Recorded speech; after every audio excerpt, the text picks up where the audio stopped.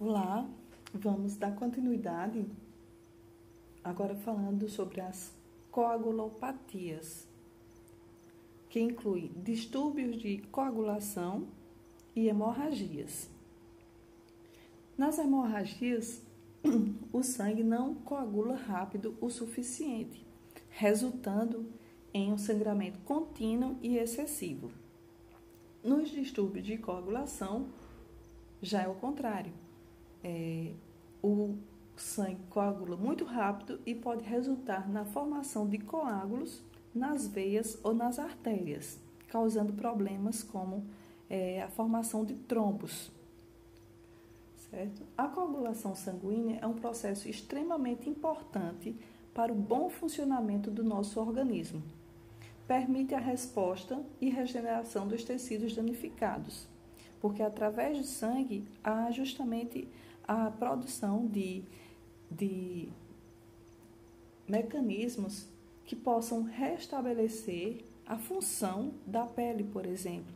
As plaquetas, por exemplo, elas ajudam justamente na recuperação e cicatrização dos ferimentos.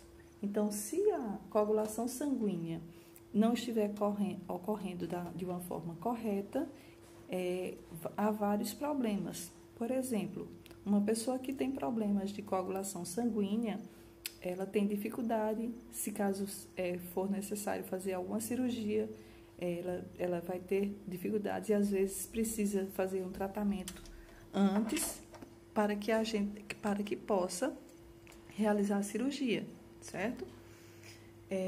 Permite também a resposta e regeneração dos tecidos danificados, ou seja, uma boa cicatrização, restabelecendo sua função original. Também atua na destruição dos coágulos que poderiam se depositar em vasos e interromper o fluxo sanguíneo normal. É comum associarmos os distúrbios de coagulação aos processos hemorrágicos. Em geral, a pessoa que tem um sangramento que não é interrompido espontaneamente é porque ela tem alguma disfunção na coagulação, o que se chama coagulopatia, ou seja, doença da coagulação. Porém, a coagulação exagerada também pode acarretar problemas ao organismo, principalmente com a formação dos trombos vasculares, que podem originar um infarto ou um AVC, por exemplo. A coagulação é um processo que ocorre em cascata, ou seja, a partir de um estímulo, se nós acontecer um acidente, cortarmos a perna ou o braço ou um dedo ou qualquer parte do organismo, o que vai acontecer? Inúmeras plaquetas vão se unir justamente naquele tecido agredido para formar um tampão plaquetário para impedir que a pessoa tenha um sangramento contínuo. Ou seja, inicia-se com a adesão das plaquetas, certo? Que são fragmentos celulares responsáveis pela formação de um tampão plaquetário. Essa etapa é chamada de hemostasia primária. Então, essa questão é importantíssima, principalmente quando uma pessoa tem um problema da dengue. O primeiro exame que é feito justamente é o hemograma e o médico observa a questão da quantidade de plaquetas existentes no sangue. Por quê? Porque se a quantidade de plaquetas estiver baixa, a pessoa com dengue pode correr o risco de ter uma dengue hemorrágica, porque pela quantidade de plaquetas baixas pode haver uma hemorragia e aí não conseguir conter essa hemorragia porque a quantidade de plaquetas está em nível insuficiente. Outra coisa importante é que muitas pessoas, principalmente na dengue, é contraindicado o uso de o ácido acetil salicílico, porque ele é um anticoagulante. Então, se a pessoa está acometida de uma doença que causa algum problema de coagulopatia, o que é que se deve fazer? Evitar o uso de anticoagulantes, certo? Por quê? Porque se o ácido acetil salicílico, por exemplo, é um anticoagulante, falando popularmente, o sangue que percorre as veias se torna mais fino e a quantidade de plaquetas diminui. Então, o que é que acontece? Há também o risco de hemorragias. Por isso, é contraindicado quando a pessoa está com sintomas e sinais da dengue, usar o ácido acetil salicílico, o famoso AS, certo? Então, a primeira etapa acontece a hemostasia primária, que é justamente a formação do tampão plaquetário. Na hemostasia secundária, vários fatores de coagulação são liberados a partir da agregação plaquetária inicial, que culminam com a produção de fibrina, que ajuda na cicatrização, certo? Que irá se unir ao tampão plaquetário, estabilizando este tampão e formando um coágulo estável. Este coágulo servirá como base para regeneração tecidual, ou seja, já vai começar a recuperar o tecido e a pele começa a se regenerar.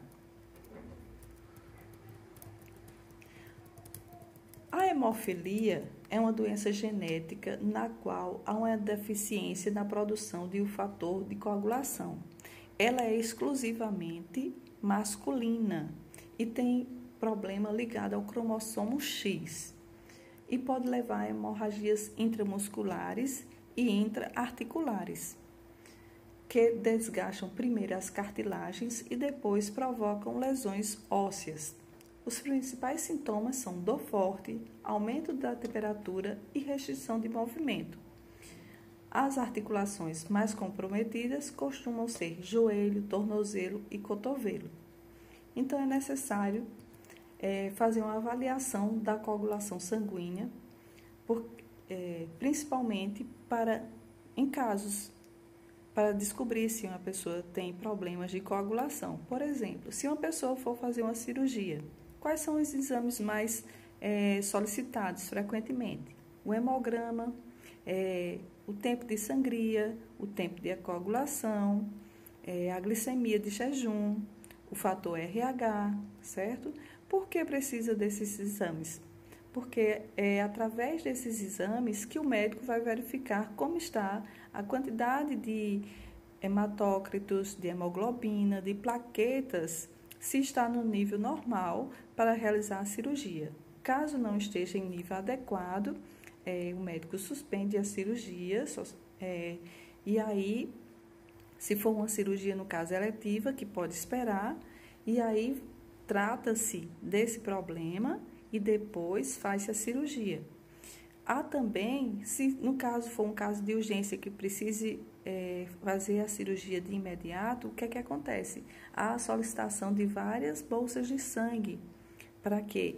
Para que, se caso o paciente precise, assim, durante a cirurgia, usar bolsas de sangue, ou depois da cirurgia, se for de grande porte e perder muito sangue durante a cirurgia, fazer o uso de bolsas de sangue ou de plasma.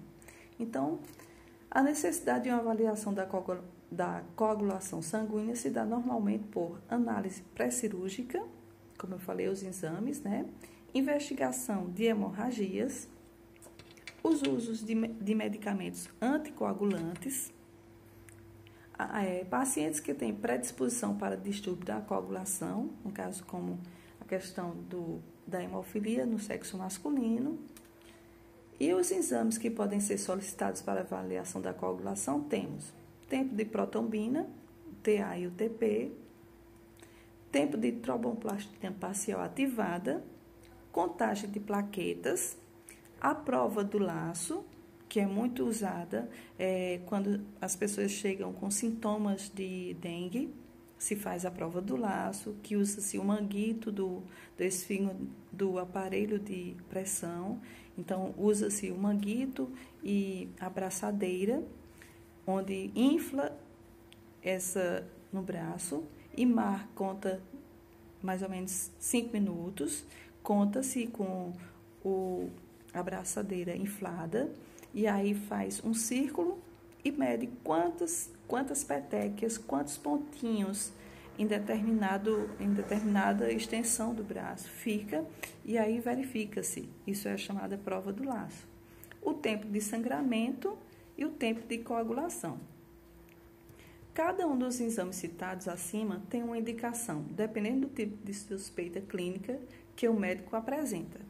Muitas vezes, vários desses exames são necessários para, a partir da história clínica e exame físico, chegar a um diagnóstico final.